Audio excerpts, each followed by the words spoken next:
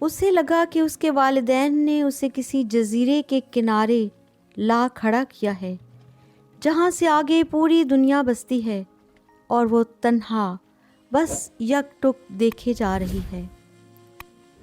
اس سے پہلے تک تو وہ کسی اور ہی دنیا میں تھی۔ یہ شادی کے 1 ہفتے کے بعد اسے محسوس ہوا تھا۔ بہو، ہمارے یہاں ایسے کھانے نہیں کھائے جاتے، آج کے بعد دھیان رکھنا۔ ہمارے ہاں ایسے رواج نہیں ہیں، خیال رکھو۔ ہم سے یہ چونچلے نہیں اٹھائے جاتے، ختم کرو انہیں بس۔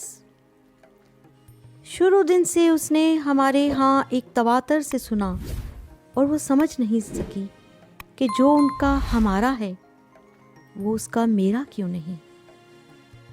اس نے خود کو دوبارہ سے بنانا شروع کیا، مگر آئے روز کی یہ تبدیلی اس پر فٹ نہ ہو سکی۔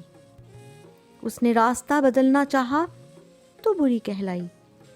آج جب اتنے سال گزرنے کے بعد وہ اپنی بہو کو گھر لائی ہے تو بے اختیار ہی کہہ بیٹھی، بیٹی، سب تمہارا اور ہمارا ہے، وقت لو اور ہر چیز کو سمجھ کے چلو، خدا تمہیں خوش رکھے۔ اس کی بہو نے ایک دم ہی تشکر سے اسے دیکھا تھا۔